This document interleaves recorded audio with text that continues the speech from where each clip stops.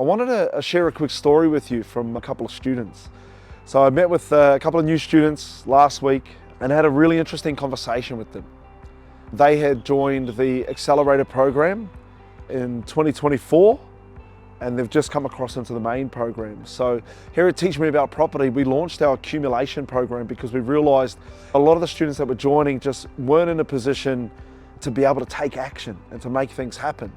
What we wanted to do was give them the tools before they join the main program to be able to get themselves into a position, not just financially, but also from a mindset position.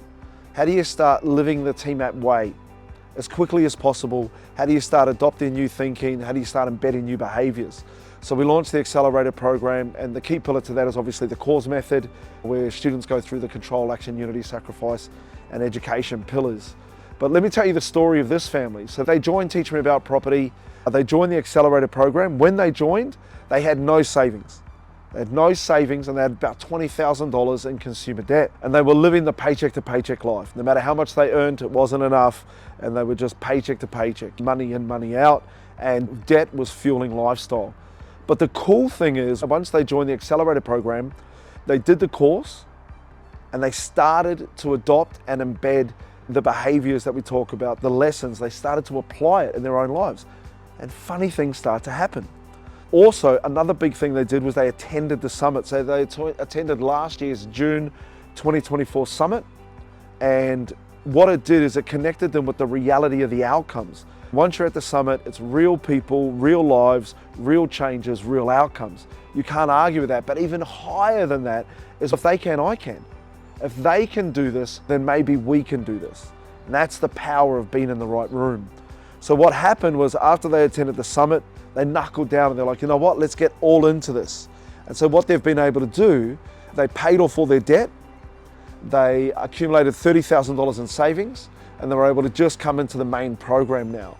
But they arrive more whole and in a better position because they've done so much more to be able to prepare themselves to get ready for the main program. And the biggest change is their ability to retain finances, their ability to be able to make things happen and build wealth. So what we've seen for them is they've been able to save money in a way where their hustle is on like forever now, forever. Now it's every opportunity we have, we want to build our savings and we want to increase our wealth. One of the biggest changes that happens when people transition from poverty game habits to wealth game habits, one of the coolest, fun little behaviors that occurs and embeds itself in people's lives, here's the thing they do.